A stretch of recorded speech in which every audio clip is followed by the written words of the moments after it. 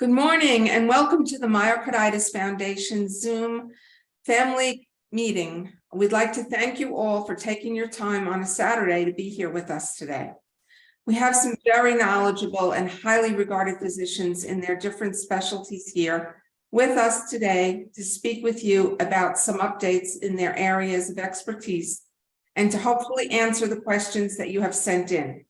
We will take other questions as the time allows and share them with the doctors towards the end of the meeting in case they are not answered by another speaker. The only difference is if you have questions about children, Dr. Price will only be with us for a short time, so he will answer questions after his initial talk, should there be any additional questions. Please send your questions in via the chat on the right side of your screen. We will be keeping everyone on mute so that the speakers will be able to clearly share their information with everyone. Please remember that this cannot be a personal consultation of sorts. The doctors do try their best to give you as much information as they can based on the questions that you have sent in without getting specific to each of your cases. Today we have participants and doctors from multiple countries around the world joining us. We hope that you are comfortable and have your morning or afternoon beverage of choice with you as you listen to our esteemed cardiologists and researchers respond to the questions that you have sent in. I'd like to introduce and tell you a little bit about myself, especially about the doctors that will be speaking to you today. For those of you who may not know me, I am Genevieve Ramori. I have been the executive director for the Myocarditis Foundation for the past 9 years. I'm a registered nurse with more than 47 years of experience. Many of those years were in cardiac and emergency room nursing. Plus, I have personal experience in dealing with myocarditis and the side effects that it can cause up to and including heart transplantation. My husband, who I've known for over 50 years, had developed myocarditis and subsequent cardiomyopathy after developing mononucleosis as a teenager. He later suffered heart failure, ultimately necessitating a heart transplant some 37 years after he had mono. That will be 17 years ago on Thanksgiving Day. We're very blessed to have had that transplant. I'm happy to say that he has done well, and he's actually out playing golf as we speak. I would like to take this time to introduce our esteemed panel of cardiologists and researchers. Ultimately, I cannot share all their accomplishments and affiliations. It would take way too much time. These gentlemen and the woman that is here with us today, Dr. Engler, are very, very well learned in their areas. But please Google them for a much more complete picture of who they are. Dr. Jack Price is a pediatric cardiologist at Texas Children's Hospital. Texas Children's Hospital is ranked the #1 heart hospital for children in the US. Dr. Price specializes in myocarditis, heart failure, transplant cardiology in children. He has been a member of the Myocarditis Foundation Board of Directors since 2014 and is our Director of Pediatrics for the Myocarditis Foundation. At Texas Children's Hospital, Dr. Price initiated and was the director of the first ever in the nation pediatric-specific heart failure intensive care unit, where he has treated many cases of myocarditis. Dr. Leslie Cooper is an adult cardiologist at Mayo Clinic, Jacksonville, Florida, where he is chair of the Department of Cardiovascular Medicine. Dr. Cooper is a co-founder of the Myocarditis Foundation and world-renowned consultant for myocarditis and giant cell myocarditis, as well as other cardiomyopathies. Dr. Cooper is a key part in the building of the Myocarditis Foundation's Biobank Research Consortium, and he is a major supporter of myocarditis research around the world. Dr. Wilson Tang is an adult cardiologist at Cleveland Clinic and is the director of clinical research there. Dr. Tang is also a member of the Myocarditis Foundation's Medical Advisory Board and the primary investigator for the Myocarditis Foundation's Biobank Research Consortium. He is a specialist in myocarditis and heart failure and transplant cardiology.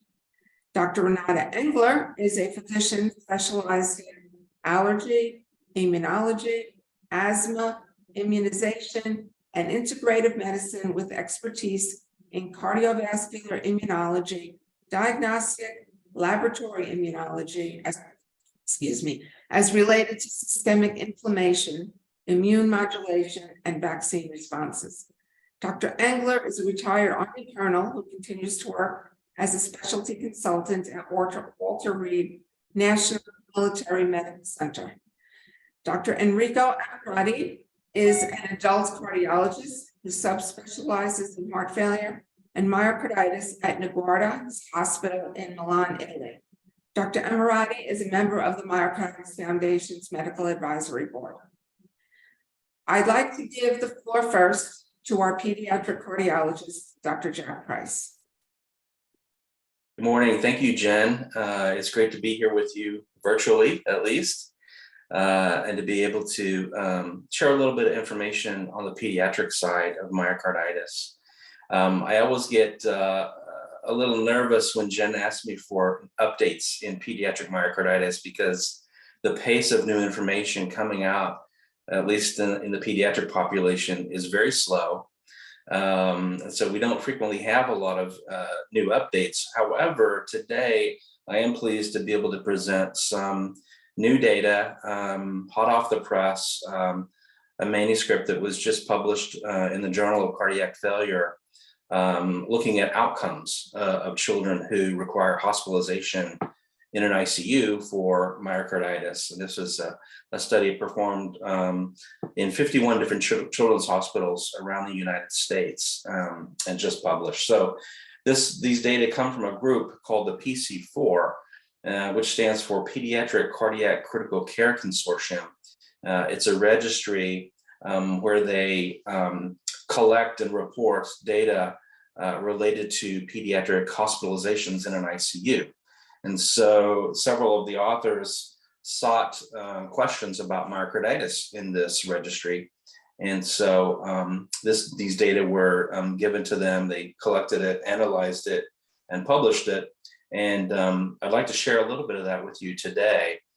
In this study, there were thousands of patients hospitalized in the ICU, but only 847 were hospitalized with acute myocarditis. The diagnosis was more of a clinical one. They weren't looking at biopsy specimens or MRI in all patients, although if those data were available, they were included. And one of the nice things about this registry is that they have data managers on site at each hospital going through the chart and in great detail and making sure that we're getting quality data. And so I put a lot more trust in a study like this than some of the other larger, administrative database studies that have been reported. And so I think we can have a little bit more confidence about these numbers. So 847 children hospitalized in an ICU with myocarditis. Of those, 53 or 6% died while hospitalized. So a little bit better number than what has been reported previously in the literature for children. And not surprising, as our technology and innovation continue to improve. There were, among that group of patients with myocarditis, 7.1% of them required CPR for experiencing a cardiac arrest event. So a fairly decent number of patients. And of those who suffered a cardiac arrest, interestingly, 70% of them survived a hospital discharge. So a very high success rate with performing CPR and getting the patients back and to full recovery. It was also interesting that 21% of all kids in the ICU with myocarditis went on to receive some form of mechanical circulatory support. So these are things like ECMO, which is like a heart-lung bypass machine, ventricular assist devices, or even temporary devices that can support the circulation while the body heals. So 1 in 5 kids who go to the ICU with myocarditis get some form of mechanical circulatory support. They were able to get some really detailed data from this, and one of them was timing.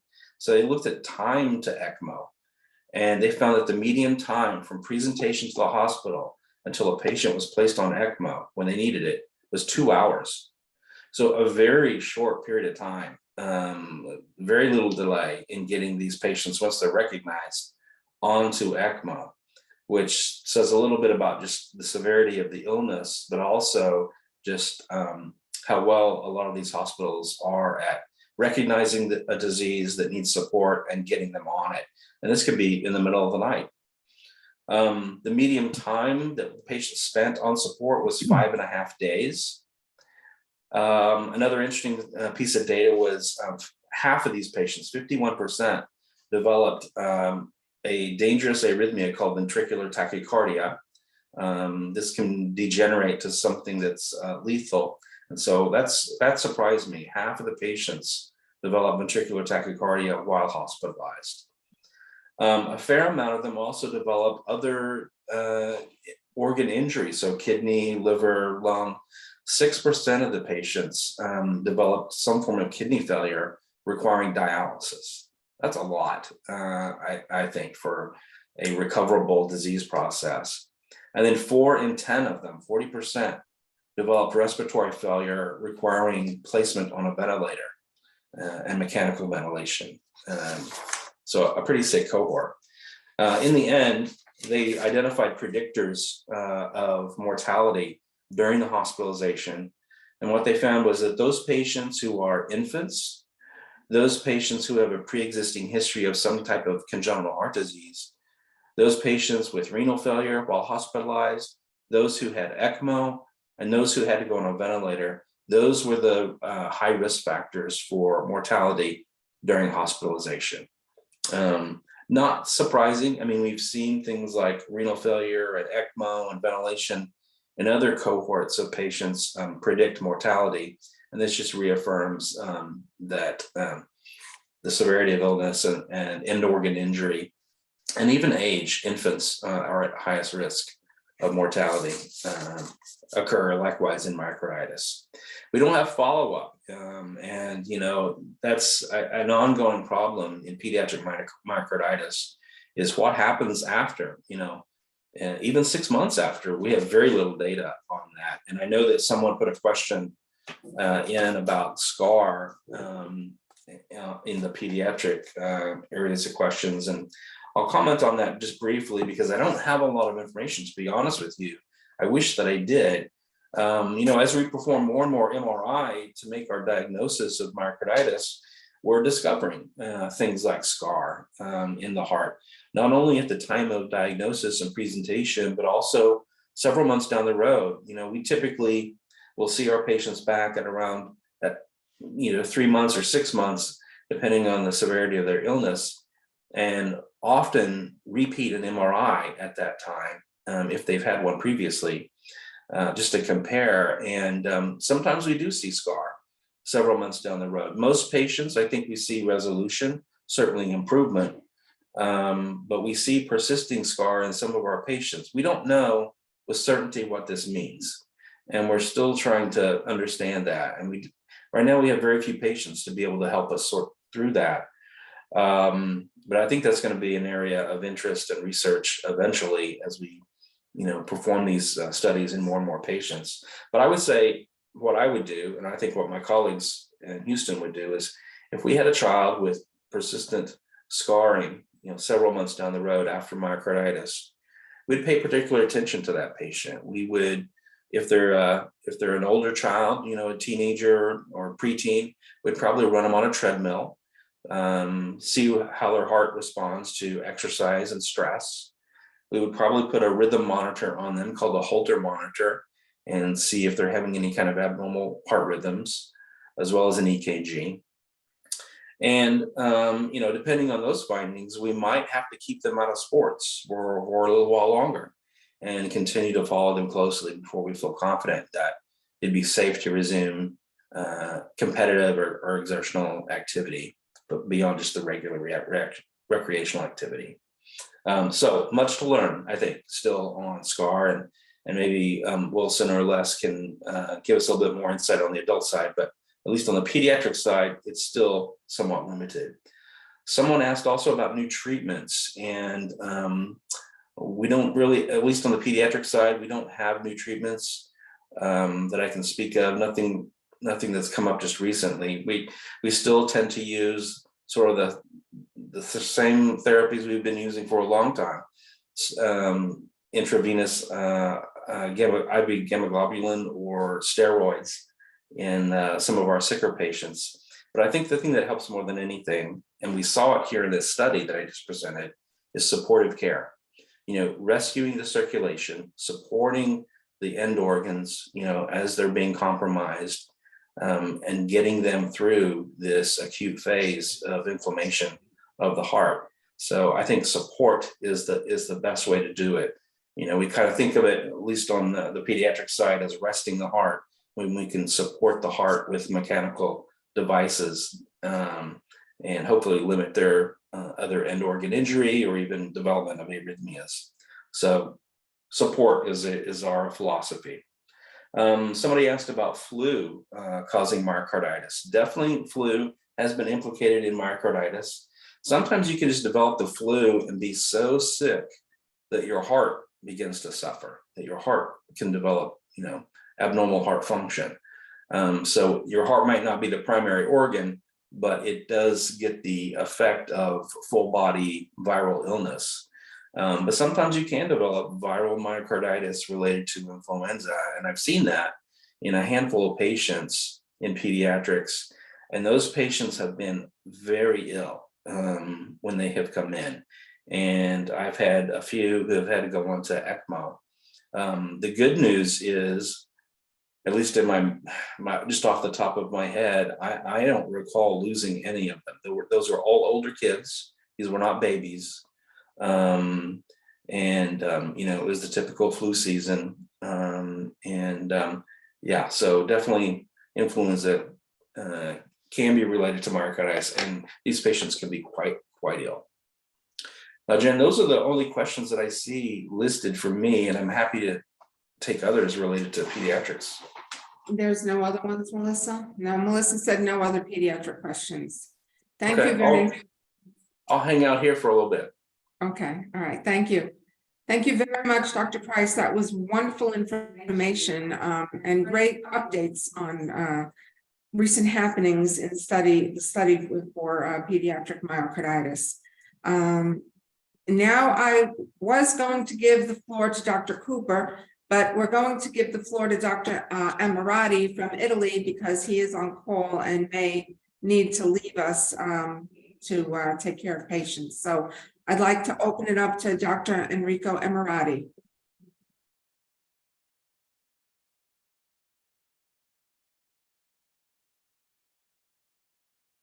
Thank you so much for this invitation to take part at the family meeting of the Myocarditis Foundation. It's a really pleasure to be here. I'm sorry I cannot attend the whole meeting due to my duty today. I listened with great attention what Jack presented, because this study is really important, and I can tell you that the last child I've seen dying was a baby of 6 years with influenza type B myocarditis. So flu for sure can cause myocarditis. And another important thing I believe in children is the proper recognition of the disease, because in particular when they are when they are babies or infants, can be very difficult to recognize that the key issue is the heart. So this is important to be aware of this potentially fatal condition and to recognize this condition, because when you recognize the problem and you are able to put mechanical circulatory supports, it's already a very important part of the treatment. But the time to recognition and the time to the access to the proper hospital where these kind of treatments are available are keys to treat these patients. I'm going to provide an update about clinical trials that are testing new therapies or old therapies, but in specific settings. So I'm going briefly to present two clinical trials that are currently ongoing. One is ended and is called Aramis trial. The Aramis trial is a multi-center double-blind clinical trials conducted in France. Double-blind means that the treatment the patient receive it can be the active therapy or the placebo, and both the patients and the doctors that are treating this patient are not aware about the treatment, the medicine that they are providing. So in this way, both the physicians and the patients are blinded to this therapy. That is the key element to judge the efficacy of a new therapy. Anakinra is an anti-interleukin-1, so it's called, it's a big family that are called cytokines, and this is a cytokines that can activate the inflammatory cascade, an inflammatory cascade that can cause fever, for instance, but also a cascade of several inflammatory pathways in the organs, in the body. Anakinra was famous because it was an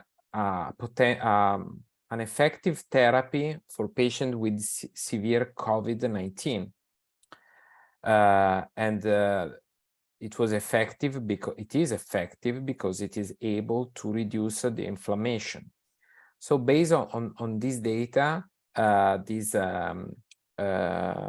researchers and physicians wanted to test if reducing the inflammation by this by this drug, Anakinra, can reduce the side effects or the duration or the related symptoms of the acute myocarditis. So they have enrolled 120 patients. It's going to be one of the largest trials in patients with acute myocarditis, and to check if this treatment can reduce what is called a combined endpoint. What is a combined endpoint? It is an endpoint where you put together several outcomes. That is not just for some treatment you just judge if a patient is died or can survive by means of this new therapy, but they wanted to see if it works, for instance, reducing the duration of symptoms, reducing the duration of the time when there is a heart dysfunction. So the big issue with this trial is that they are going to enroll patients with low characteristic of risk. What does it mean? Because they are going to exclude from this trial patients that require mechanical intubation, mechanical ventilation, mechanical circulatory supports, and what we have seen in the registry that Jack presented is that those patients that are going generally to die or to receive a heart transplant due to a myocarditis are those that require mechanical circulatory support or patients that require mechanical ventilation. That means that they are the sickest one. So this trial are going to assess the efficacy of this drug not in the worst patients. So what we can expect that this drug can reduce symptoms, can reduce the duration of the disease, can prevent the early recurrence of myocarditis, and all we hope that.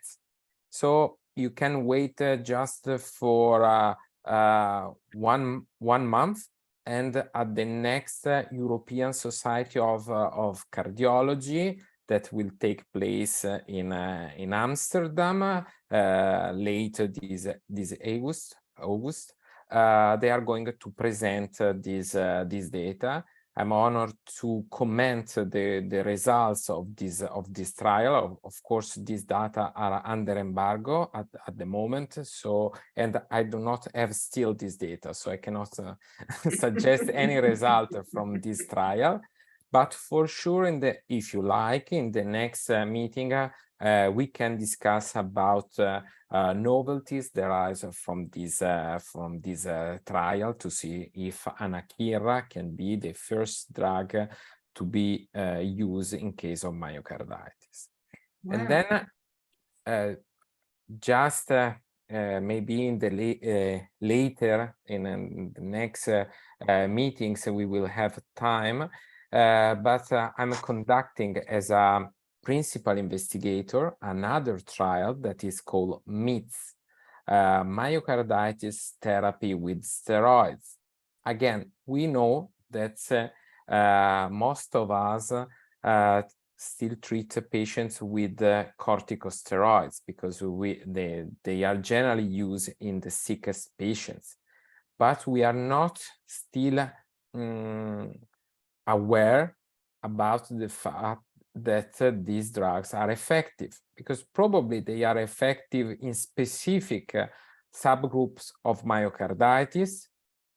For instance, patients with specific histology, like eosinophilic myocarditis, like cardiac sarcoid when present as an acute myocarditis, and sometimes with giant cell myocarditis. But this subgroup of patients are generally very, very sick, and they require more than one immunosuppressive drug.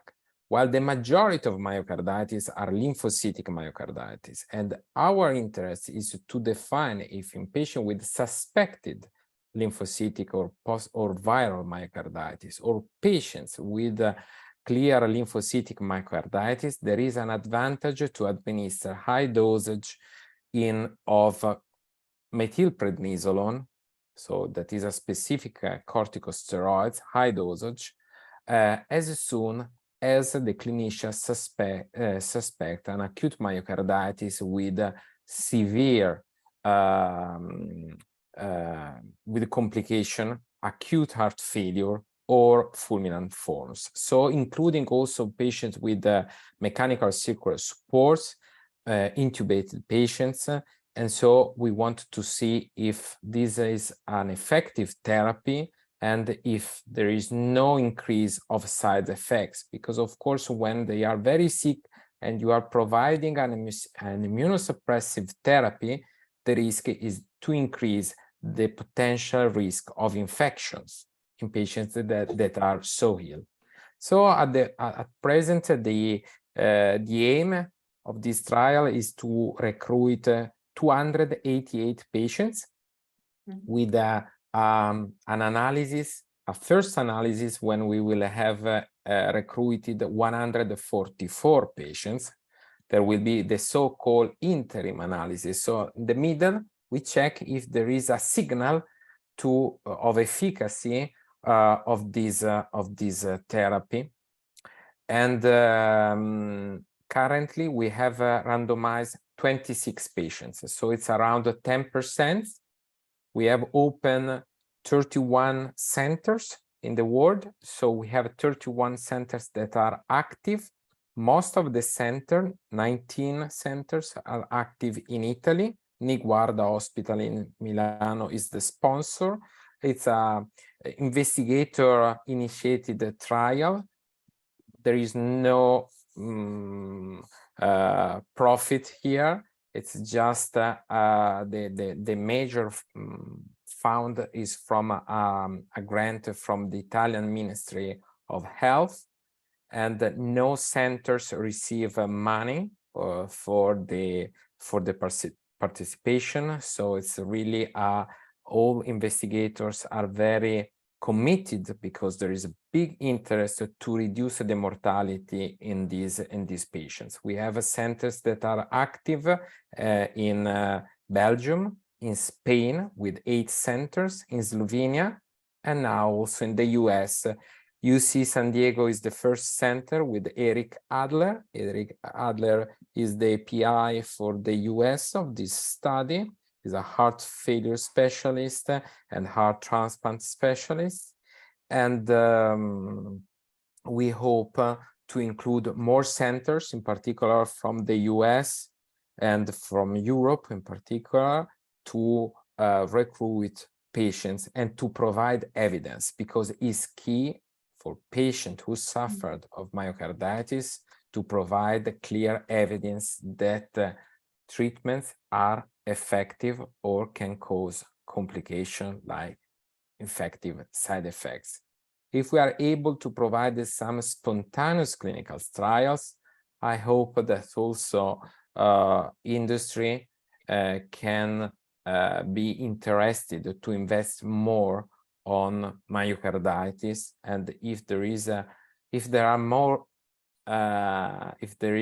larger amount of money that is spent on this disorder to provide good quality trials and to provide to check if there is a potential efficacy to be tested of new drug in patients with myocarditis will be a very important step for the treatment of myocarditis. So I suggest as a patient that what I would like is that there is more research, but also more trial to test the current therapies to see if they are effective or not. So there will be the participation of patients, family members, and physicians to test and to check what is already known is very important. Okay, thank you, Dr. Ammirati. That was wonderful information and so much good news that's happening in the world of research for treatment of myocarditis. We look forward to hearing the results once they're not embargoed anymore. And I'm sure if I don't speak with you, Dr. Cooper will share them with us. And I look forward to hearing more about that. Thank you so much for joining us. And I hope you're not too busy tonight and you can stay with us. But thank you again. And I'd like to open the floor now to Dr. Cooper. He will give a brief update on mainly giant cell myocarditis, I believe, and Dr. Tang, I think, is going to speak more on viral myocarditis, but they'll go back and forth with any questions as time allows. Thank you very much, Dr. Cooper, and I give you the floor. Jen, thank you so much. And I'd like to thank everyone who took their time today to stay with us, especially the speakers, Enrico, Wilson, Renata, Jack. Thank you so much for being here and taking your Saturday to answer patient questions and help inform them. So as many people know, I've been involved with the foundation from its beginning. And the reason I studied myocarditis was because of a young woman when I was a medical resident who died of giant cell myocarditis. And as Enrico mentioned, giant cell myocarditis is rare, but it's very fulminant, meaning that it often rapidly progresses to cardiac compromise, needing either mechanical devices like ECMO, Jack referenced that in children, or inotropes, which are medicines given by vein to support the heart pump function. And so the second thing that was mentioned by Jack was the rarity of myocarditis and the difficulty getting a correct diagnosis. It's very important, and it's a common theme for all forms of myocarditis, but especially giant cell, that people forget about it because it's rare. And then when it does occur in a general community practice, it's missed for a number of weeks. And that's a critical thing. To get to a center where you can do a heart biopsy rapidly is a central part of our current guidelines, because these patients can deteriorate quite rapidly to the point where they have end organ damage in their lungs and their kidneys and brain, and it's too late at that point. So to focus on giant cell, let me just share a couple of slides here. Let me go to this one.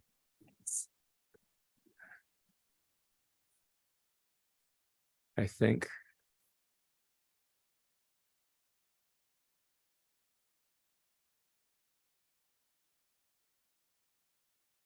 Can you see my screen, Jen and Jack? Yes, So I just have a few slides, and this is really to organize our talk.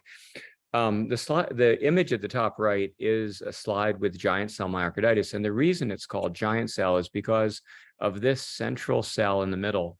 The dark blue dots or areas are nuclei in the cell, and the pale or red areas here are the cytoplasm of the cells. And this particular cell in the middle is a single cell with many nuclei.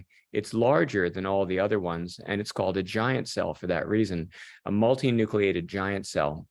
It's not, giant cell myocarditis is not the only reason why you get giant cells. There are many reasons, but it's in the context of myocarditis, a very serious finding. When you find this, the likelihood of dying or having a heart transplant is up to 90%.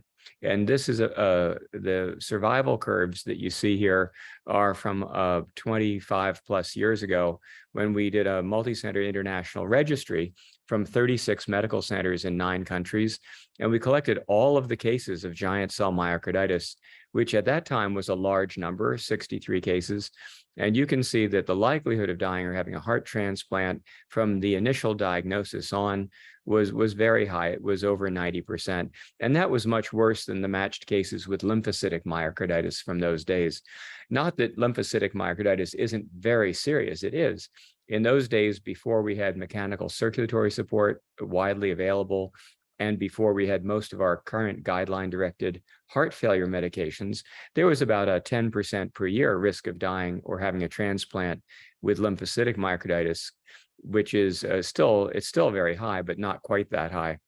And so giant cell is still a very rapidly progressive and serious disorder. The average time from symptom onset to diagnosis is about 3 weeks, although some people die suddenly without any warning. And there's a small group that will be able to sustain their heart function with medicines for months. But the average is pretty fast. It's an acute process. And even over the course of days to weeks in the hospital, you can see arrhythmias, which can cause rapid instability, and heart block, where the conduction of the heart fails. This is a patient that I took care of in Rochester, Minnesota, who had fulminant giant cell myocarditis. Here you can see multiple large cells with these multiple nuclei. There are at least 15 giant cells here in her biopsy. And she was treated with a combination of medicines that included powerful immunosuppressants. There, we don't use OKT3 anymore, but it was an antibody that used to rapidly deplete T lymphocytes. Cyclosporin A, which is still used, along with tacrolimus, also depletes T cells, and prednisone. And within 4 weeks, this is the biopsy she had on the right, that she recovered and had normal heart function. And so the point of this slide is that biopsy early is generally accurate. About only 1 in 6 people will have a false negative with a right ventricular biopsy. There is a false negative rate, but it's not a very high one.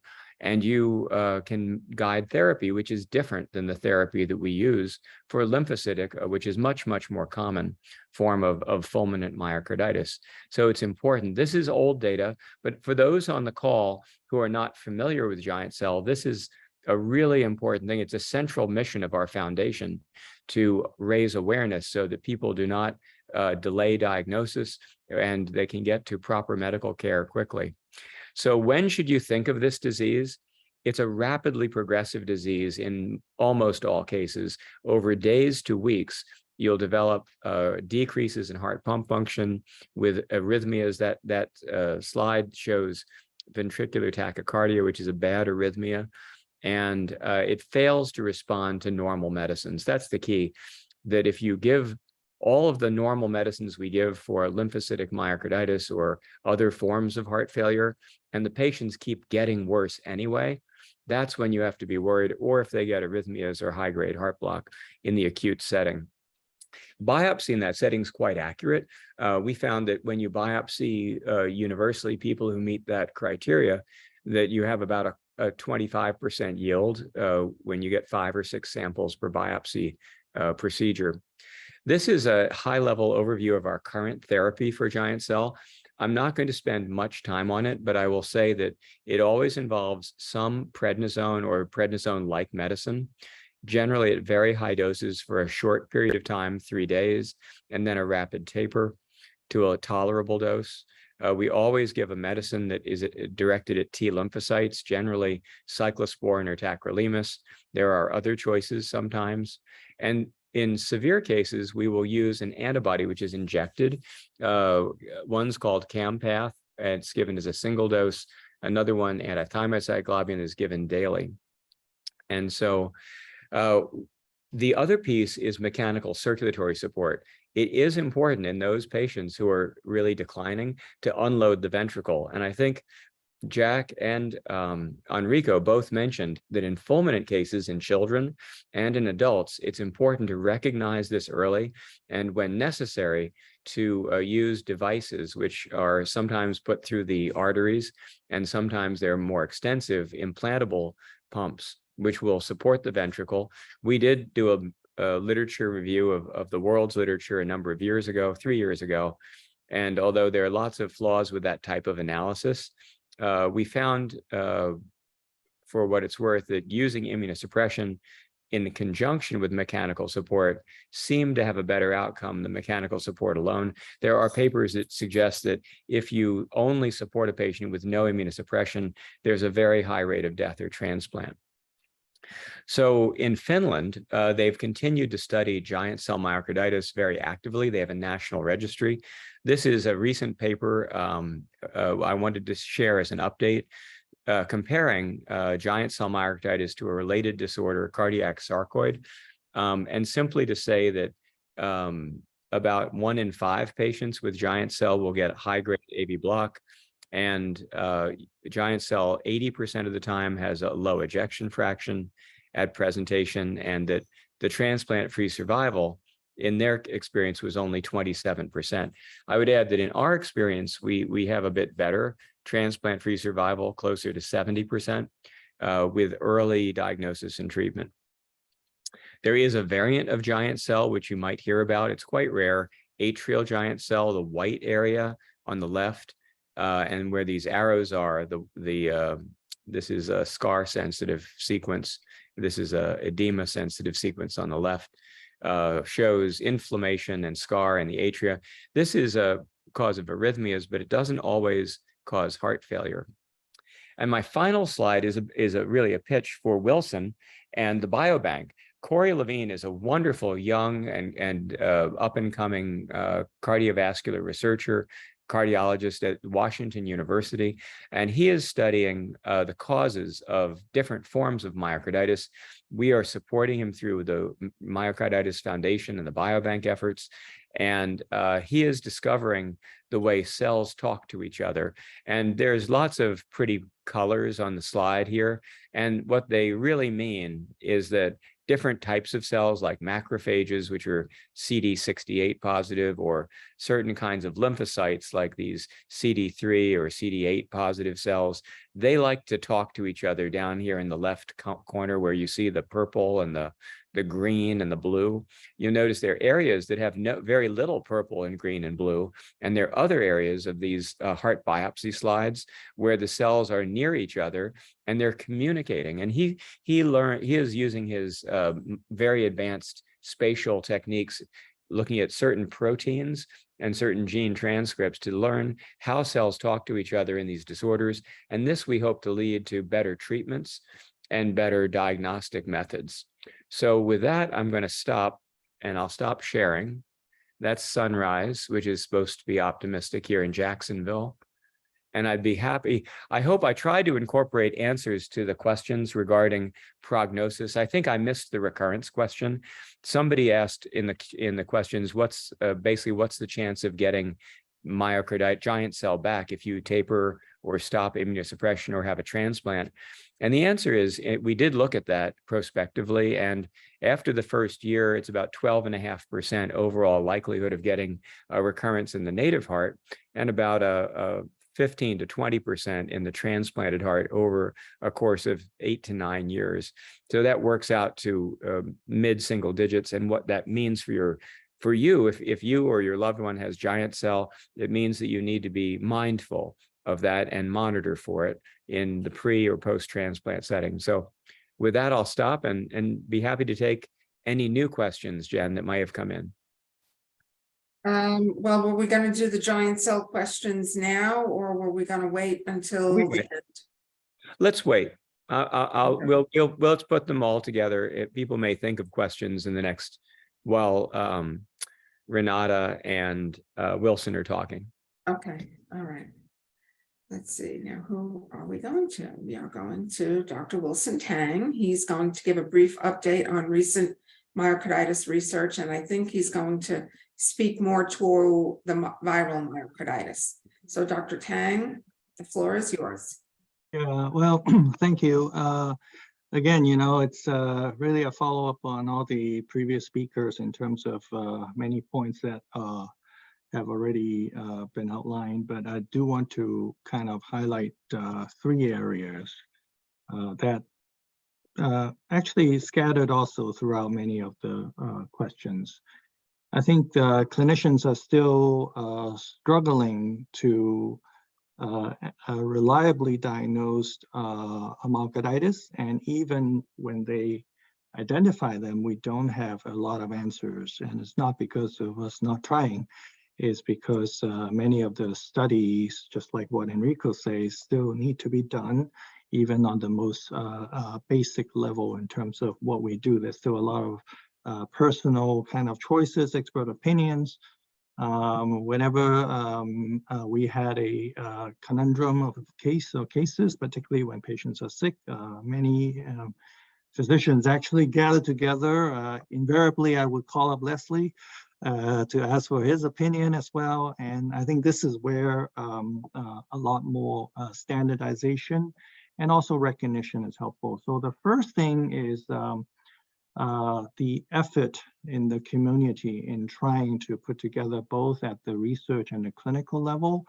Last year, we had the opportunity to work with the National Institute of Health in terms of many experts around the world actually come together for 4 days, actually, it's 4 half days, chaired by Dr. Cooper, as well as many people that contribute a lot of discussions. Many of them are actually online. So and also a summary of the meeting has been published last year. So I think it actually stimulated a lot of discussion and recognition that while there has been a lot of publication, there's still major gaps and major investments needed to clarify, kind of almost like an old and persistent questions, have new technologies and new testing and new ways to think about it. For better or for worse, COVID also has helped with, developing new ways to look at the immune system as well as, infectious organisms or even toxins, as well as new cancer drugs and new ways to treat cancer that has adverse side effects of inflammation that actually taught us a lot about the different pathways involved. One not very well recognized area has been why some patients with inflammation of the heart causes more heart rhythm problems than others. Many people would have a lot of rhythm abnormalities. I call it irritability of the heart here and there, but some are very malignant in terms of its trigger of really bad rhythm. Some people's first presentation is when they basically collapse and drop dead, literally sudden cardiac death, which actually is a very difficult thing because we really still don't know why some people do that. And this is devastating to many degree, and many people also with very malignant diseases go into the hospital, go into intensive care unit, they have very, very severe inflammation. For a long time, we thought that was because of cell destruction, but now we started to recognize maybe there are some immune cells that are really trying to trigger it. So And that may represent why patients with giant cells or fulminant myocarditis may have some triggers, as well as some patients with sarcoidosis. There is a lot of questions about scar. And so the traditional idea was scar is the main reason in survivors of myocarditis causing these triggers. It turns out it may be reactivation of some immune cells too. And so the challenge that we have is we don't routinely biopsy patients with with myocarditis, particularly multiple time points, because of the potential risks. So we don't have a very good way of understanding scar other than using imaging. And imaging modality comes in two forms, either an MRI that uses a contrast agent called gadolinium. It's actually kind of a heavy metal that we actually inject in the blood. And it kind of cleared in the heart in different timing, if it is live cells versus if it is scar. So it kind of diffuse into the areas, and it kind of stays there if there is scar tissue or inflammation. So unfortunately, if you have florid inflammation as well as scar, it would still light up in a delayed manner. So that's when patients come in and out of the MRI in separate instances. We actually try to understand this so-called delayed gadolinium enhancement. Now, in active myocarditis, we have ways to figure out whether the heart is having some edema. So that is what Dr. Cooper just showed in some of the pictures, where there is a T2 sequencing that looks at whether there is actually more water in the heart that shows edema, which is kind of like when you injure the knee, you have swelling in the knee. Same thing as if there's injury in the heart, there is actually swelling in the heart. That actually signifies an acute event. Now, many times patients would get a blood test when they present to the emergency room, which is called troponin, and it is up and the symptoms are there and they don't have any blockages in the blood vessels by cardiac catheterization, which is really the standard way of making sure that they're not having a heart attack. Clinicians would just say, oh, you may have a myocarditis, and they keep on asking you questions about, did you have a cold or cough symptoms and all that. The last few years, there's this whole terminology called MINOCA, myocardial infarction with non-obstructive coronary arteries. And so it's really kind of difficult. We still don't have a very good way of distinguishing whether it's MINOCA or not. I just literally admitted a patient 2 weeks ago with the troponin up and some indigestion symptoms, found out to have a troponin that's positive, and an MRI didn't show too much. So is it myocarditis? Is it not? Is it MINOCA? It is still a very non-specific way. So our technology is still limiting, and there are many advances trying to use molecular probes, like small molecules that directly tag, for example, to inflammatory cells. That's been studied both in animals and even now in humans for other inflammatory disease. And we are hoping that that will be a lot more specific and identify culprits. Which come to my second and more extensive point that Dr. Cooper has described, which is the advent of new technologies to look at the tissue, the biopsy tissues. In the past, we just used a standard staining of the slide of the tissue in the slide, and then look under the microscope and look for cells. And there are different ways to stain different types of cells, like macrophages and stuff, and also look at the appearance to see whether you see giant cells or not. That's what our pathologists do. It's a very difficult thing to do, because they have to have trained eye and to really be very, very, very careful in looking. So there are different ways to use machines to look at it now. Several papers have come out over the last year or so, trying to use a computer to read this and then identify not only myocarditis, but also post-transplant rejection, which is a form of inflammation. But also, just like what Dr. Cooper has illustrated, there are new techniques to use these same tissue kind of cuts to actually identify different cell types and how they talk to each other. And in fact, not in giant cell or myocarditis, but in sarcoidosis, Dr. Levine and Morphew has identified different families of inflammatory cells, immune cells called resident macrophages. They're actually different families. They're not like the same. And they actually activate different pathways. Some of those pathways we have not used medicine to specifically target. One particular is the mTOR pathway, which rapamycin or rapamune is used. We use that in some inflammatory disease and some rejection, but we are not using it in sarcoidosis. So these new technologies allow us to look at how the cells talk and perhaps ways for us to target these pathways by repurposing the medicines that we already have. And with rheumatology having a lot more new drugs, it is a really promising area, just like what Enrico say, to have clinicians working with researchers trying to better understand whether there are new or reusing some of the medicines if we have the technology to test them.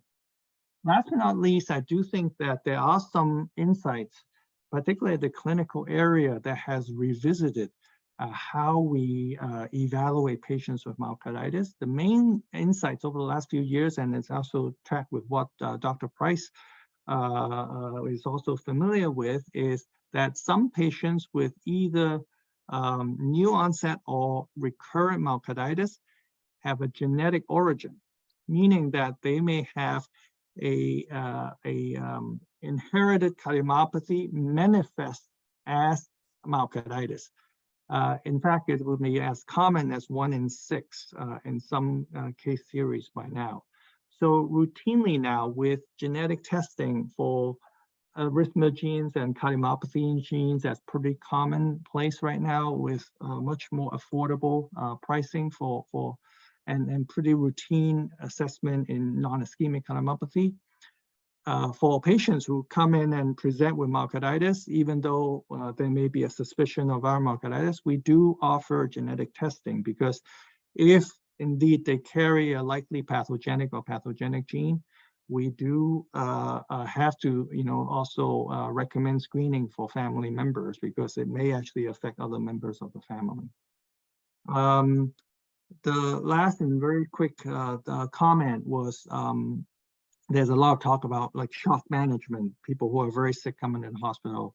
There has been some studies even suggest that there are some specific, presentation like influenza or like infectious myocarditis, that there are different ways to support the circulation, and a way to actually help use a heart-lung machine to really kind of recirculate the heart called ECMO, extracorporeal membrane oxygenation, seem to be much more supportive than the usual technologies that we use just to support the left side of the heart, because both the left side and the right side of the heart is affected by inflammation and infection.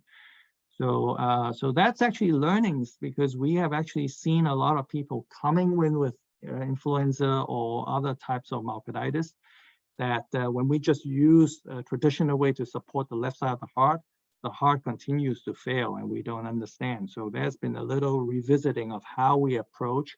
And the second thing is that unloading the heart is quite important in reducing the inflammation and the response. And so it is a therapy, not just to support the circulation, but actually treating by reducing the stress in the myocardial wall. So these are great insights, and our critical care cardiology colleagues have been really advancing that, and hopefully to support more people through these processes, because if in good supportive care, a good number of people do improve in their outcomes. So those are pretty much the updates. Okay, thank you very, very much, Dr. Tang. And now we're going to hear from Dr. Renata Engler on healthy, non-inflammatory living, and she's going to touch briefly on COVID vaccines. Dr. Engler, you have the floor. Thank you so much for this opportunity. I have had a cluster of questions, and so I decided I would start briefly with the vaccines and then talk about the issues related to integrative health and supplements and some of the questions I saw there.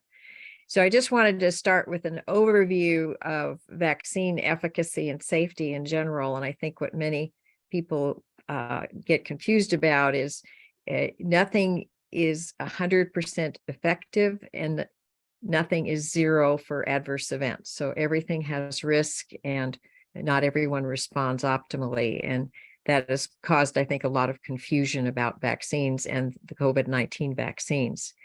And the relative, we have now massive data on a global scale of the efficacy of COVID-19 vaccines in terms of decreasing the illness severity, the morbidity, and the mortality and deaths relative to the viral infections, which causes a far higher risk for those two negative outcomes.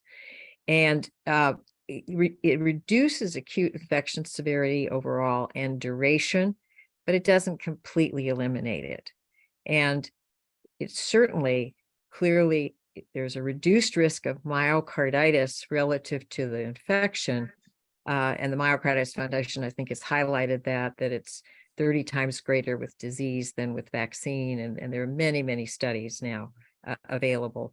And the world of vaccine safety monitoring has made major strides in the face of the pandemic. With actually, the CDC has a texting diary that they have sent to literally hundreds of millions of people to document side effects and potential problems and stimulate reports of adverse events to the Vaccine Adverse Events Reporting System, which is our national reporting site at the CDC and FDA. And prospective studies to identify incidents of serious adverse events following immunization do miss rare events, especially if they occur at a rate of 1 or 2 per 100,000. And it's not a lack of looking, it's just that is rare, and therefore it's only seen after a much larger population has been exposed. And there are limitations. None of the safety surveillance is perfect. There is a huge need for improved biodiversity data in relation to gender, to race, and age. And, we are learning more and more about tremendous differences between men and women in terms of immune activation and also side effect rates with all vaccines, because women tend to have a much more robust antibody response, which makes them good they transfuse that to their babies in utero and provide protection for the immunodeficient infant. So we also are seeing that in relation to really nobody knew anything about cardiac adverse events and vaccines prior to 2000. And I was privileged to be in the military. And when smallpox vaccine was reintroduced as a biodefense therapy for our service members, and we raised the question, everybody said, everybody knows everything about smallpox. Billions of people had it. And no one really thought it would be a problem. And yet it turned out to be an unrecognized, not that rare adverse event, and a very different type of myocarditis than what has been described in the earlier talks here, a hypersensitivity myocarditis. And that's a smaller, as Dr. Cooper has taught me, is sort of a smaller piece of the pie of myocarditis, drug-associated myocarditis. And there are many areas that we don't understand. There was a question about influenza vaccine. And so there was a recent article that reviewed combining messenger RNA COVID vaccines with influenza simultaneously, because we anticipate that to be a practice recommended by the CDC. And there appear to be no problems with that in terms of increased frequency of cardiac symptoms. And, the other issues that came up in questions were about, what's the risk of recurrent myocarditis? Because in general, the recovery rate of the hypersensitivity myocarditis, like with smallpox, but also with COVID-19 vaccines, tends to be a rapid return to normal heart function and clinically asymptomatic state.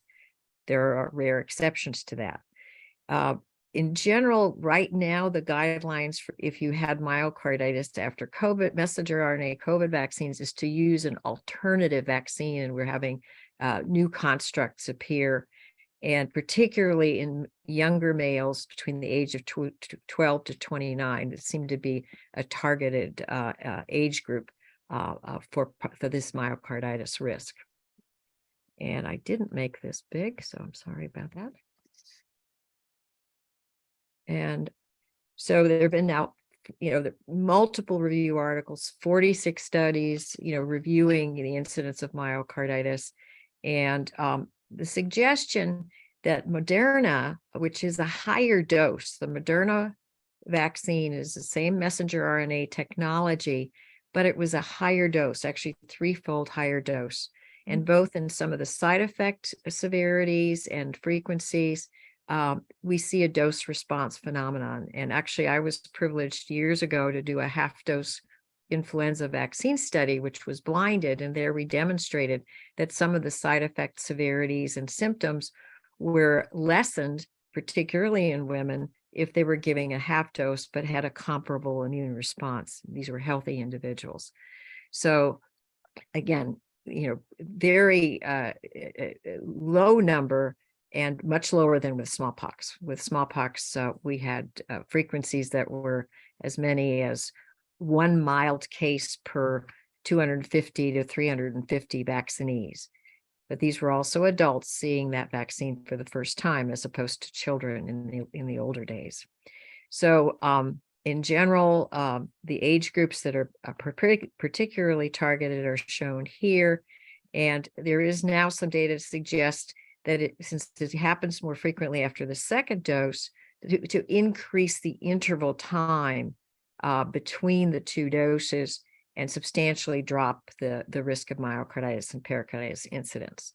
So there's still, like in so many areas of medicine, a lot to learn in terms of the different aspects of risk and how to mitigate risk. And the clinical risk factors is one of our interests in research for vaccine associated, and questions have been raised about atopy, about people who have multiple adverse drug reactions. Are they at increased risk? And those are still questions that remain open to further research.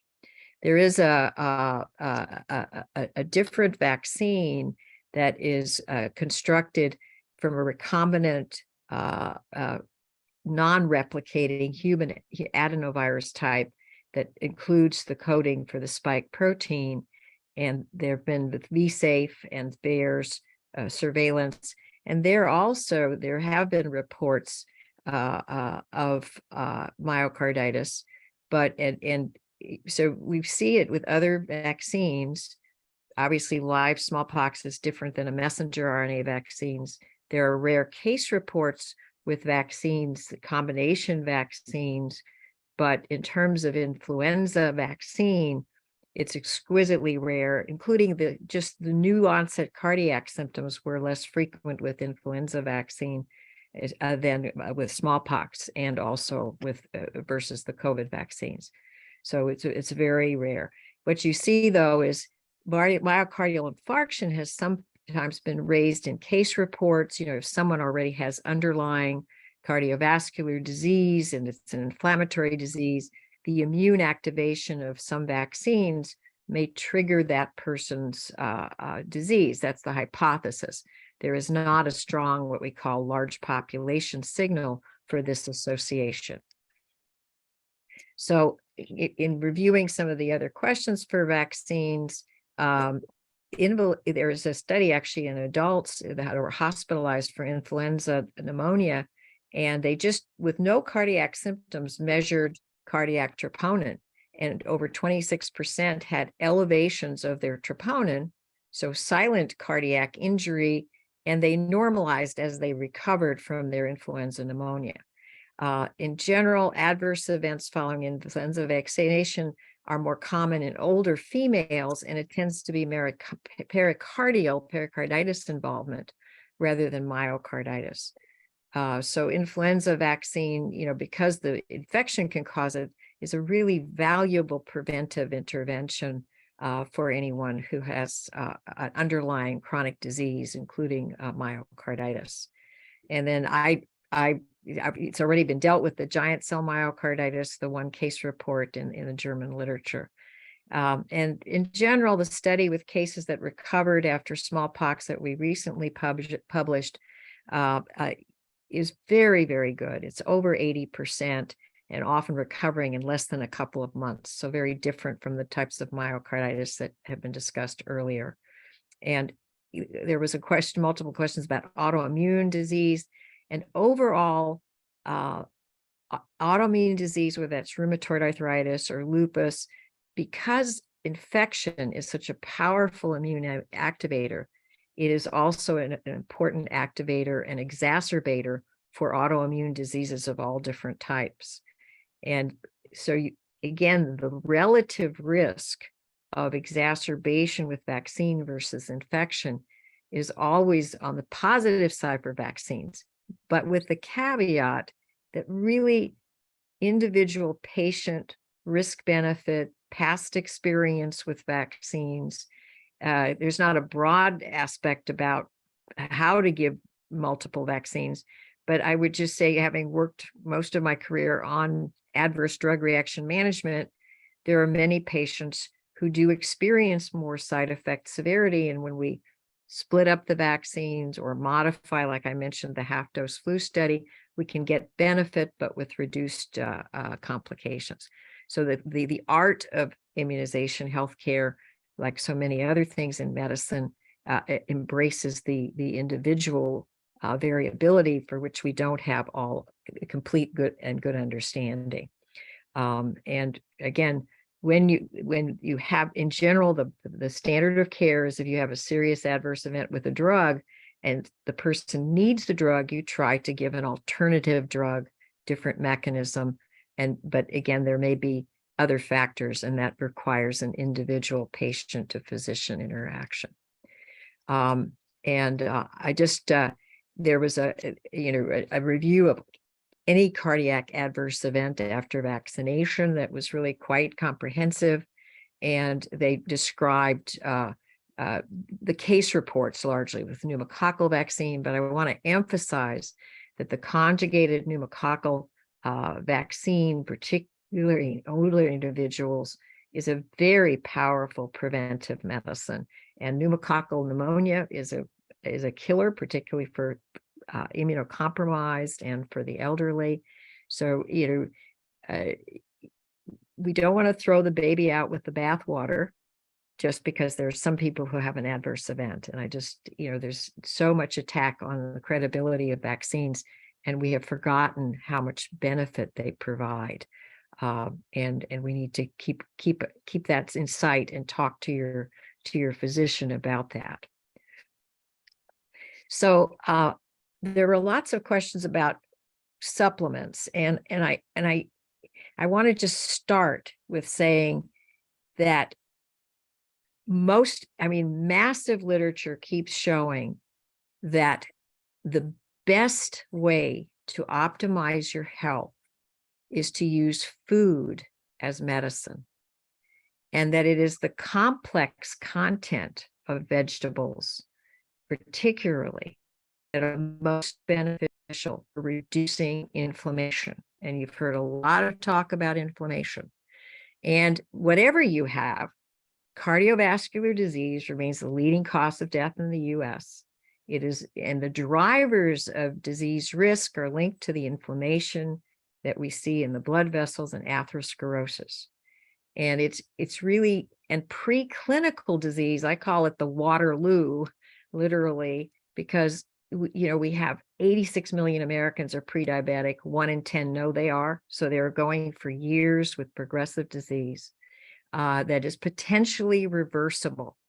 And if you don't do anything, 50% evolve to complete diabetes and all of the secondary complications. And whatever disease you have, this is a confounder. My OBGYN colleagues would always say, we treat women for cancer and cure their cancer, and they die of heart disease.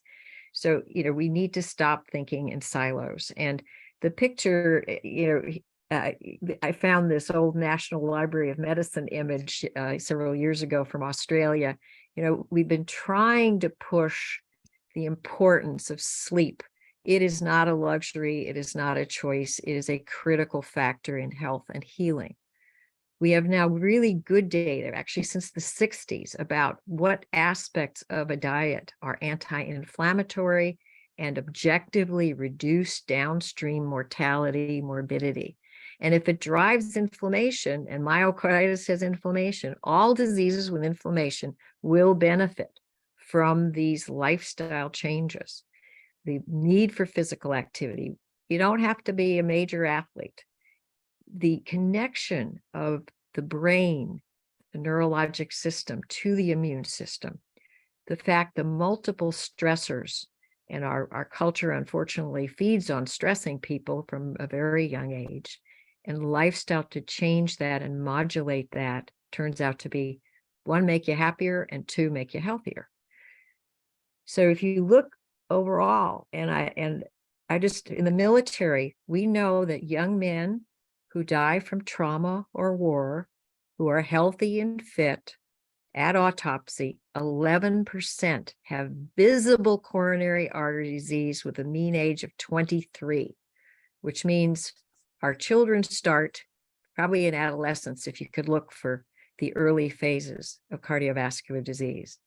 And what you see here, I don't know if you can see my arrow, you go from asymptomatic inflammation, and that is exacerbated if you have any autoimmune disease process, then the preclinical inflammation where you may see endothelial dysfunction. And in these early areas, you can reverse this disease. That has been proven over and over again. And unfortunately, where our medical system is once you're really sick and have end organ damage. And that is, and all of the things on the left here, like anger, you don't often think of it. Forgiveness is a selfish act. It turns out that anger drives, adverse effects on your immune system through the vagus nerve.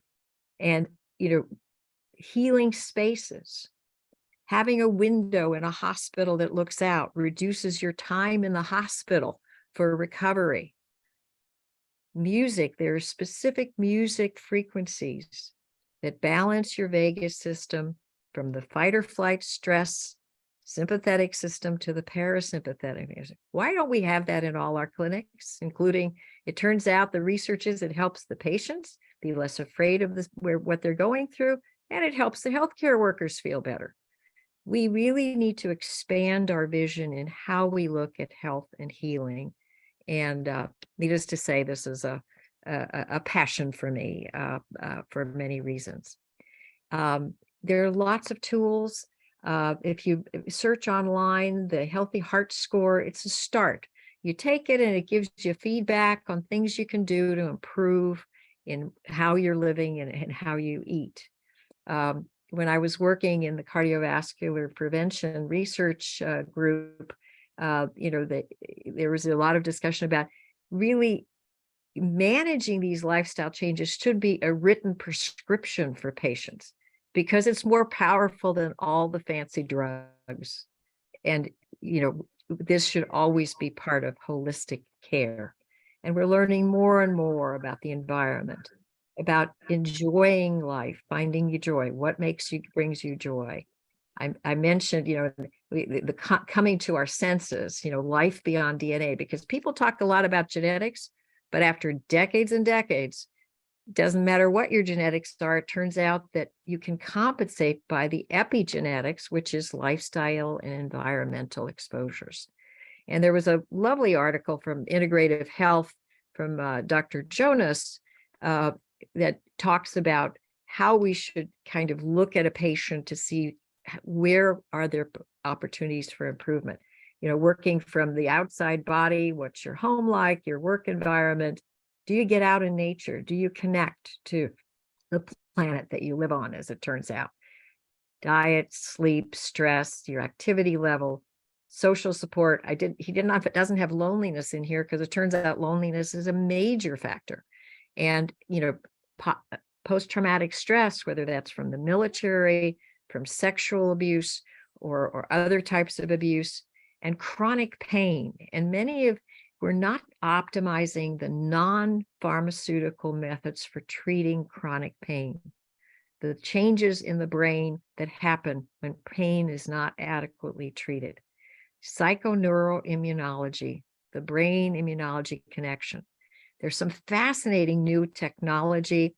There's actually a device FDA approved that can be applied to the neck for 5-minute treatment with a special microcurrent frequency that modulates the vagus nerve to the parasympathetic and appears to be helping some of the patients with chronic fatigue syndromes, with dysautonomia, etc.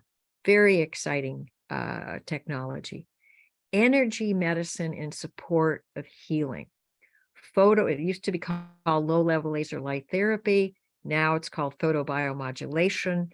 There's a wonderful MedCram lecture on YouTube about the incredible importance of sunlight. And we live right now, for the most part, inside buildings, and the lack of light contributes to depression, but it also contributes to more immune inflammation, as it turns out. There's so much that could potentially help all of us to live healthier and more productive lives. And, again, over and over again, the Cancer Society has for ages, recommended that we eat, more than 12 courses of vegetables. And getting to that question on supplements, it turns out, like, if you eat a salad and you don't put oil on it, you don't absorb the components of salad that reduce cancer risk and also systemic inflammation. Most studies on supplements don't necessarily support their overall benefit there, but there are subpopulations that do need supplementation. It's really the complex minerals and vitamins in the foods that drive the healing properties. And so, and things like having enough fiber in your diet turns out to be critical for this other part of your immune system, which is the healthy bacteria that populate your gut, the microbiome. And how we feed that all tends to reinforce that those decades-long recommendations are treating that and maintaining a healthy microbiome. So please open your interest for yourself and your family to make food medicine, treat it with the respect it deserves. And there's a lot to learn about how we can optimize that and also make it practical. Now, there were specific questions about vitamin D, and I would just say that, the level that is presumed to be, quote, not deficiency is 30. A level of 100 microgram, it turns out to have toxicity, and probably for autoimmune, again, it's a complex question. Vitamin D is incredibly important, but around 50 is I think for people with disease an optimum level. And because of the lack of sunlight exposure, and there are now light sources that you can purchase if you spend a lot of time in an office, that are at least 10,000 lux, and you have about 20 minutes within less than about 15 inches from the light. So you put it on your desk while you're working, and you have given yourself an important therapy. Calcium intake also is something that's important, but people were taking high doses of calcium, and there's some larger epidemiologic studies that suggest it actually increased morbidity and mortality. So in biology, and photobiomodulation has taught us that less is more. A good example is melatonin, which a lot of people take because they're not sleeping well, but they take too high doses. The best anti-inflammatory properties for melatonin are at a low level. 3 micrograms is even high, low. So you want to look at less is more and not take large amounts. And there was a chat question about biotin. And if you take a lot of biotin by itself, you can actually suppress your troponin level if you have a heart event, and that event would not be diagnosed. So large amounts of any one thing, generally you spend money on it, and it's not really doing as good as spending time and money on good nutritional content. I did want to mention magnesium. 48% of the US population is estimated to be low. Sometimes, you know, the experience with sometimes adding magnesium in terms of muscle aches, muscle cramps, and fatigue, it's an important component as well.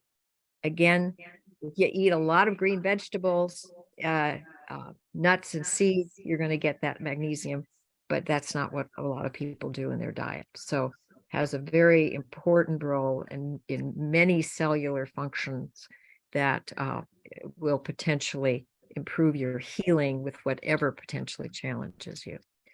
There was a question about CoQ10, and it's really beyond my, it's a complex supplement.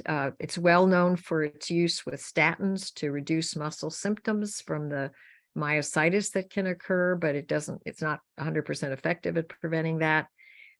But you have to be very careful with all supplements about the quality of the products, because it's not like FDA reviewed products.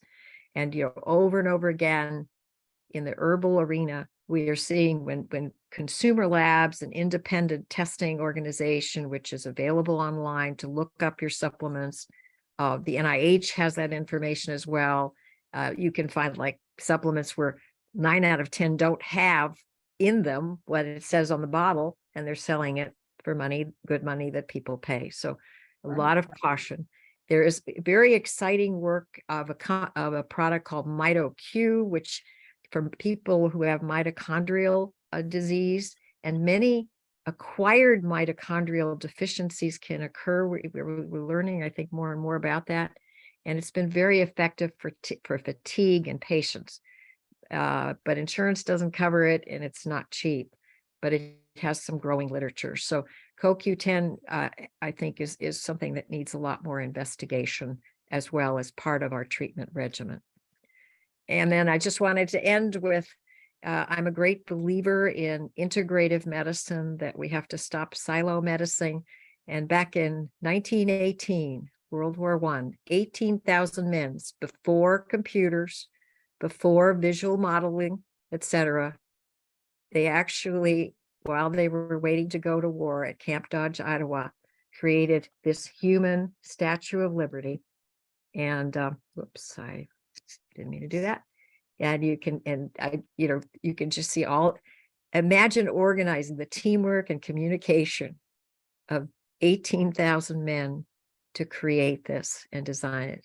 And I think at these times, especially, how do we work together to transform the infrastructure of medicine into a harmonizing orchestra from silo-like specialties, each playing their tune from their perspective, and resulting dissonance for patients and their caregivers and healthcare workers.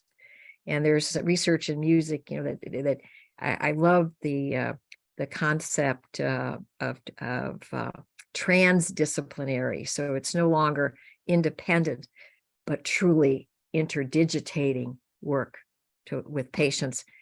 And we're learning more and more. Smart doctors listen to caregivers and their loved ones or the parents, because they often can have instincts that anticipate deterioration in a hospital setting.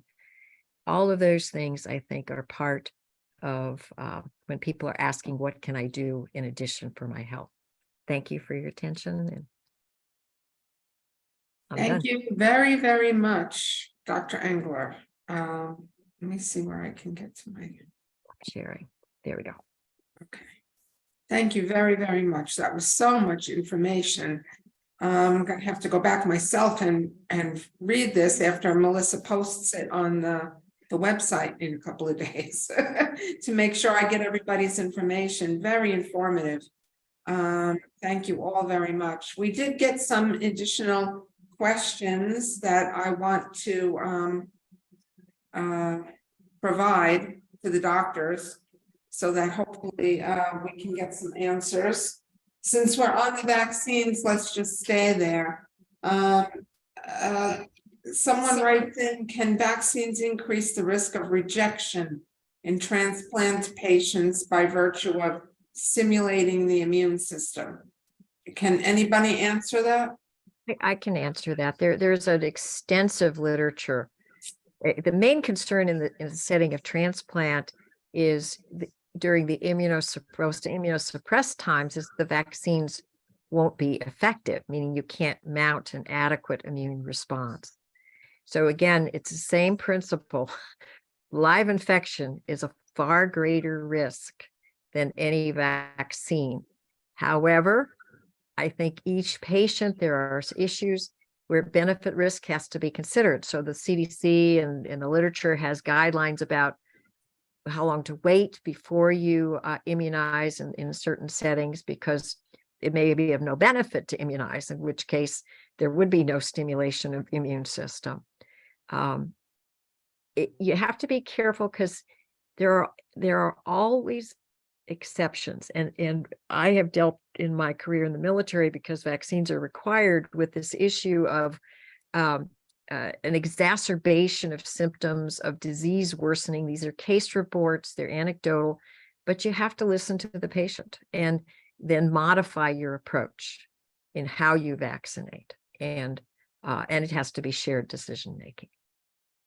And I think Wilson had a good paper this year from Cleveland on the risk of vaccination in people who had prior myocarditis, I think. And if I remember, that was a pretty low risk. It was your paper showed that vaccination was safe. And in fact, most of them are kind of transient and did not have any complication. So they do have some, I think we reviewed only maybe, it is very, very few people actually, redeveloped it. But one thing about the post-transplant, as a transplant cardiologist, we do not reintroduce live vaccines afterwards. So for patients who actually, after their transplant, we worry about disseminated infections.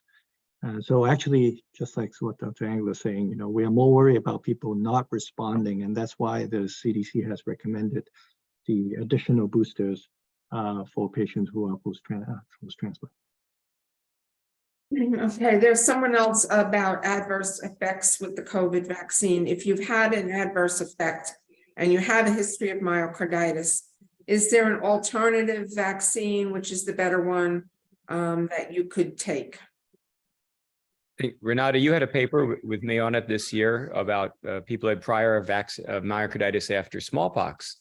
And then you probably have better insight. Yeah. Right. But now Dr. Coop is referring to the fact that we had hundreds of cases over a 16-year period with post-smallpox myocarditis. They recovered, were still on active duty, and had requirements. And so over 170 of them got a messenger RNA COVID vaccine, and there was one who had some mild exacerbation, but it resolved quickly in terms of just symptoms. So it was very safe in that model. I think we have to, again, the older I get, the less sure I get about absolutes, and you always need to look at that patient, physician, and weighing the issues and discussing options. But there are alternative vaccines, but I don't think that there's any strong evidence that it's absolutely necessary, except for the fact that if you're in that, people in adverse drug reaction generically, if you can use an alternative, and there are alternative vaccines, and there are going to be some more coming, then just do that. And it's a reasonable choice. Okay, thank you, everyone. There's a question about, are there predisposing conditions that would potentially make a person more likely to acquire myocarditis? I guess they're referring to genetics, maybe. I think I mentioned risk factor. Oh, Leslie, go ahead. Well, all three of us could answer that. I think that there's a growing awareness that there's an at-risk population. For heart failure, it's going to be called stage B before you have symptoms. But there are people who are receiving checkpoint inhibitors for the treatment of cancer, or who have had a prior myocarditis, or who have perhaps a genetic risk. And those are it's an awareness, although we don't have quantification, I think, except for the checkpoint inhibitors. We don't. But the concept that there are people at risk who deserve some form of monitoring, safe monitoring, you know. And please expand on that, guys. Yeah. How would they know if they had a predisposing condition? That was her question. Well, the two things I mentioned, if you people who have had prior myocarditis, depending, may have an elevated risk of a second episode in the next few years, myopericarditis, for example, and you know that because you had myocarditis. The other would be people who are receiving drugs associated with myocarditis. For example, clozaril, which is an antipsychotic, has about a 1 in 1,000 rate of cardiomyopathy or myocarditis. That's higher than the background rate. For sure in the population. And then I mentioned checkpoint inhibitors. That would be the other relatively common, 1 in 300, 1 in 200, depending on what study you look at. And the other question of risk factors I just mentioned in my presentation is the fact that, you know, do people who tend to have multiple drug reactions, are they at increased? It's an unanswered question. Atopy, an underlying tendency to have allergic disease, is something that it's not published, but in our prospective smallpox study, there was a suggestion that that could be associated with a higher risk of having post-smallpox myocarditis. Can't extrapolate to any of the others. So I think we're still in terms of my own biases. I think if you have a lot of underlying inflammation, that then you're at risk for everything, whether that's autoimmune disease and cardiovascular disease and perhaps even myocarditis. I think it speaks to this, you know, those things that are manageable by lifestyle, to optimize those. Okay, there's a question about dilated cardiomyopathy and what happens. Do you get it concurrently with acute myocarditis, or is it because the myocarditis was worsening that you developed cardiomyopathy? So Does I could address that. So I think the idea that it is a spectrum from inflammation to dilated cardiomyopathy has been you know, kind of a traditional thought, particularly from our European colleagues. However, I don't think it's one size fits all. I think there are toxins. There are certainly susceptibility from individuals. So you think about more of a seed and the soil kind of idea, that there is culprits that provides insults, whether it's a heart attack or a toxin or some metabolic defect. And then you have a vulnerability, which is really susceptible to inflammation, infections, genetic underpinnings. That kind of combined can, and the chronicity of it, there's a time component to it. But traditionally, we don't really have a consistent kind of recognition that all dilated cardiomyopathy is caused by myocarditis. And in fact, the older literature has done a lot more biopsies. The Johns Hopkins literature, for example, did not see a lot of unexplained cardiomyopathy having kind of inflammatory cells. So we can't really tell one on the other. Now, we can't really also exclude the possibility that autoantibodies can be involved. We didn't talk too much about that, but a recent study that just came out from the Netherlands in Europe, from the large biostat cohort, found only about 1 in 5 patients have autoantibodies against what we know of, like the receptors and all that, and only the beta-1 adrenergic receptors seem to have some relationship with bad outcomes. So the causation of whether there is an myocarditis directly causing on every case of dilated cardiomyopathy is actually not there. There's probably a subset of them. In Europe, they do have some routine, some centers do routinely biopsy patients who doesn't improve in their cardiomyopathy after drugs. And they have been a 20-year Italian experience that suggests that some patients who you still see some chronic myocarditis despite treatment, when they actually put them on immunosuppressive drugs and they claim that there is some improvement, is not a standard practice in the United States. Cool. I know that Dr. Price has left, I believe, and I'm assuming this came from someone who might have had a child. Can cord blood help with myocardial scarring? That's more of a Wilson question, I think. You mean cord blood causing inflammation? No, I would imagine that they wanted to know if you had cord blood from your child at birth. I would imagine, could it help with myocardial scarring, like to decrease it?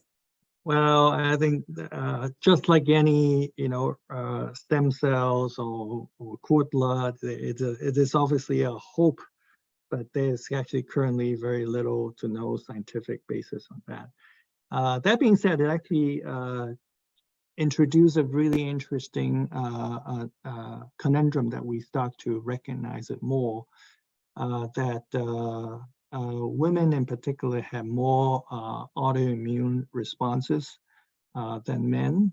We knew that for a long time. Dr. Engler just mentioned that. And part of it, we actually do think is related to childbearing.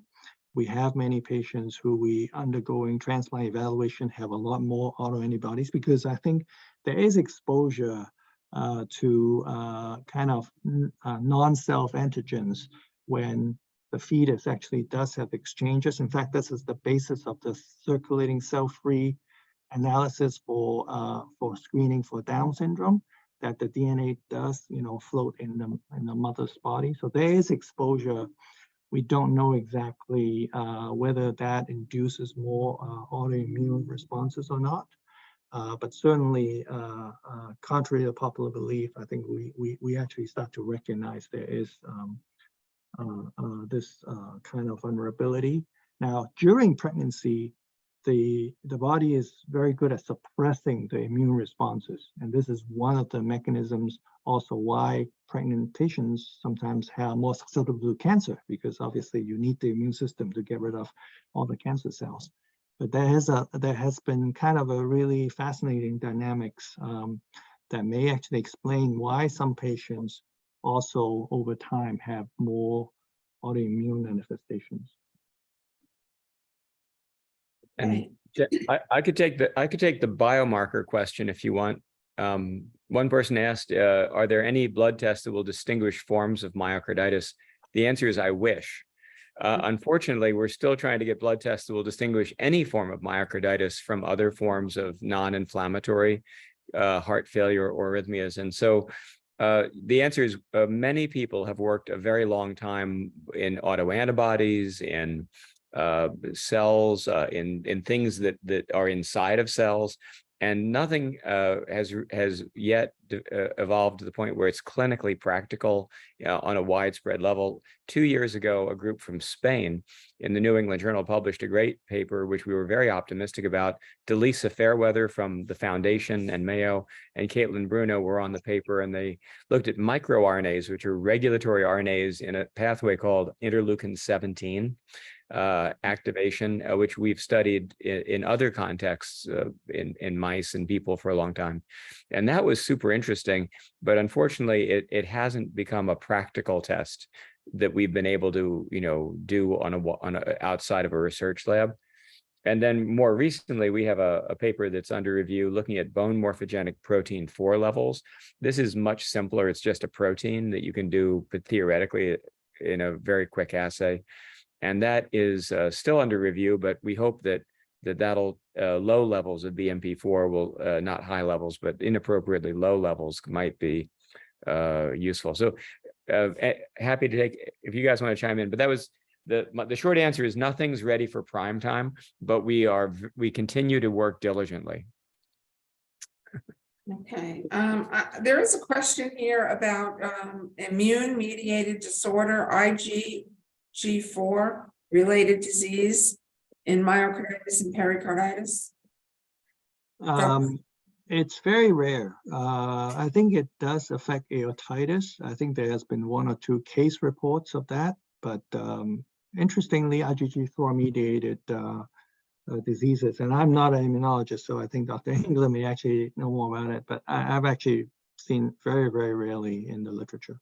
Yeah, it's extremely rare, but there's a recent review which talked about that in the biopsy of the heart, where myocarditis is associated with it, they have a high serum IgG4 subclass, and subclasses aren't usually measured routinely, but it's twice the upper limits of normal in some of the patients. But they have a cluster of B cells in the heart that are IgG4 positive.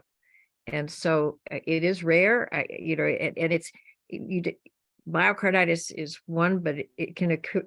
They can develop disease in any organ system. They seem to have a predilection to autoimmunity, but that's driven by the presence of IgG4 positive B cells in the tissues.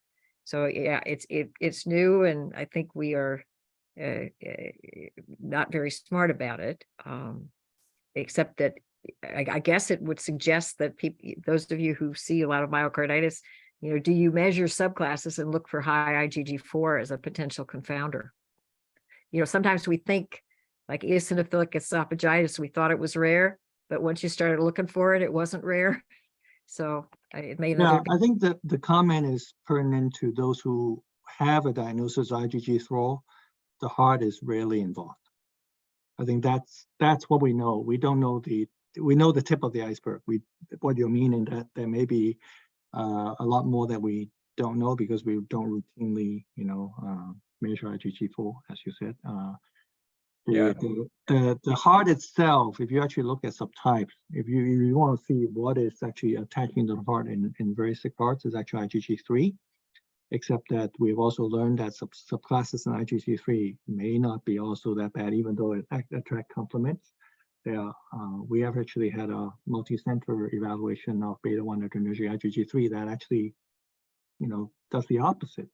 That people who have better recovery seem to have, presence of that. So the antibody story is very, very difficult because we're just typing them. We actually don't know what they do. Okay, thank you, everyone. Someone had previous myocarditis, which caused ventricular tachycardia, and they are wondering if having scar tissue put them at a higher risk of progressing, or will put them at a higher risk of progressing into heart failure. So either one of us could. Yeah, so usually the absence of scarring is a good sign. Meaning that the heart itself, and many people would have this kind of MRI that showed a null myocardium. That means that there's no retained late gadolinium enhancement of the contrast, which I mentioned earlier on. A lot of people would have very non-specific areas of scarring, and the traditional thinking is the burden of scarring, which is actually the amount of scarring in the body, does track with the amount of risk of downstream progression of heart failure. That kind of is expected in some ways, because if you think about the proportion of the heart that is not, that is replaced by a scar. Mm-hmm. But the second thing, which is more interesting, particularly relevant to myocarditis, is there has been registries look at MRIs, and they did see that the location of the scar also make a difference, particularly at the anterior septal, region, where there are more rhythm-related problems. And so I think they are multi-pronged in that, really the burden as well as the location. Now, we have also learned more recently that in the patients who have genetic predisposition, meaning that they do test positive for arrhythmia or cardiomyopathy genes, there are certain areas, particularly the RV insertion point, scarring, and the extent of that does predict the manifestation of rhythm abnormality. So part of it is really working together with our electrophysiology colleagues to understand the burden of it. Obviously, if you've got a weaker heart to begin with, then the indications for defibrillators are then is there. We have not had a lot of recommendations by clinical guidelines regarding how often and how regular we should actually test the rhythm. And there's been a lot of revisiting also in terms of what are the criteria for the defibrillators, because obviously there is some risk in putting in defibrillators, particularly repeating every 5 years. The risk of rhythm abnormality is also reduced with better drugs these days. And so there's actually ongoing debate in terms of primary prevention. Now, if you actually have fainted or have had some cardiac death or have very, very bad non-sustained ventricular tachyarrhythmias, meaning very bad rhythms that cause your circulation to collapse, then those are clear indications. But for those people that who have myocarditis, have some scar, and the heart got a little weaker, we actually are still debating what is the safest population to put in defibrillators. Okay, thank you, Dr. Tang. And these two questions are giant cell. If the giant cell myocarditis is not diagnosed and treated quickly, do the number of giant cells increase? And there are drugs like tacrolimus that have been used for decades. Any new research on drugs that won't harm other organs? Yep, I put an answer in the chat to the GCM giant cell question. Those are thought to be fusions of macrophages that are cleaning up, if you will. They show up about 2 weeks in animal models, and early on they can be missed on biopsy. And so delay in diagnosis and treatment for giant cell leads to scar tissue, and the scars associated with heart failure and arrhythmias. And it's not the number of giant cells, it's although they can certainly persist, it's the scar tissue that becomes the big issue if you wait and don't treat. With respect to the calcineurin inhibitors, which are cyclosporin and tacrolimus clinically, they are still the foundation of therapy for giant cell myocarditis up front. Everybody, many people know how to use them. They're standard assays that are available at every major hospital. We know how to handle the toxicities. So if those are causing side effects like kidney failure or acute kidney injury, we can switch to an mTOR inhibitor like sirolimus. But again, that's usually a second line. Beyond that, yes, there are certainly have been people who have looked at other biologics. I'll just say in the long term, we don't typically use IV immunosuppressants beyond the acute setting, but yes, you could. The short answer is people are exploring new drugs, but there's nothing beyond the mTOR inhibitors that I would say is standard for people who develop renal insufficiency with the first line agents. Thank you, Dr. Cooper. All this information was so informative. Thank you all for sharing your valuable knowledge with our audience today. Thank you all for joining us today, both our attendees and our doctors. I know giving a Saturday is very difficult for us to do because our day is often when we are free to do what we need to do that we can't do the rest of the week. We're going to be posting the recording of this on our website within the next week or so, probably sooner than later, if Melissa has anything to do with it. And a few more items. We are having an in-person small roundtable meeting at our Myocarditis Foundation's golf outing in Paramus, New Jersey in 2 weeks on Monday, August 14th. If you think that you'd like to attend and speak with Dr. Cooper in person, please email me at the foundation or give us a call. Melissa can help you with registering for that. Also, our main in-person family meeting will be in Cleveland, Ohio this year on Friday and Saturday, October 6th and 7th. Please see our website or call Melissa at the foundation for details. If you do need to have a sleep room at the event, those rooms are being returned on September 5th. So you need to do that within the next couple of weeks, months at the most. Because once we give them back, they were very difficult to get to begin with because of the HFSA taking so many rooms in Cleveland this year. So thank you all very much for joining us today. Enjoy the rest of your weekend and enjoy the sunshine. Take care. Bye-bye. Bye-bye.